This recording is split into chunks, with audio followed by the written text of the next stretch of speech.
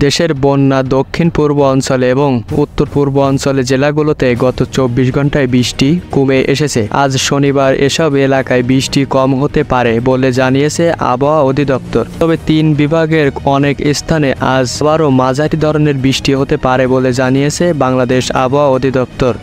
দেশ জুড়ে ভারী বৃষ্টিপাত সম্ভাবনা আজ নেই, তবে আগামীকাল রাতে বা সোমবার আবারও বন্যা উপদ্রব অঞ্চলে বৃষ্টি হতে পারে। দক্ষিণ পূর্ব অঞ্চলে কুমিল্লা, চট্টগ্রাম, ফেনী, নোয়াখালী, খাগড়াছড়ি, লক্ষ্মীপুর এবং উত্তর পূর্ব অঞ্চলে মৌলভীবাজার, সিলেট, হবিগঞ্জ সহ 11 জেলায় এখনও বন্যায় আক্রান্ত। টানা প্রবল বৃষ্টি এবং উজান থেকে নেমে আসা ঢলেই এ বন্যা পরিস্থিতি সৃষ্টি হয়েছে বলে জানিয়েছে আবহাওয়াবিদরা। দেশের বন্যা উপদ্রব 5 জেলায় পরিস্থিতি উন্নতি হয়েছে, তবে এলাকাগুলোর 6টি নদীর 9টি স্টেশনে পানি এখনও বিপদ সীমার উপর দিয়ে প্রবাহিত হচ্ছে। এসব এলাকায় নদীর 5টি স্টেশনে এখনও পানি বিপদ সীমার উপরে রয়েছে।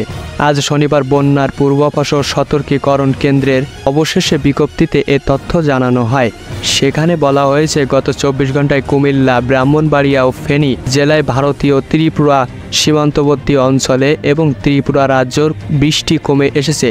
এতে বন্যা পরিস্থিতি উন্নতি হয়েছে। সময় উত্তর পূর্ব অঞ্চলে মৌলভীবাজার ও হবিগঞ্জ জেলার মনুখোলাই, ধলাই নদীগুলোর কাছের নিম্ন অঞ্চলে বন্যা পরিস্থিতি উন্নতি হতে পারে। 24 ঘন্টায় দেশের দক্ষিণ পূর্ব অঞ্চলে উজানে ভারী বৃষ্টির সম্ভাবনা নেই।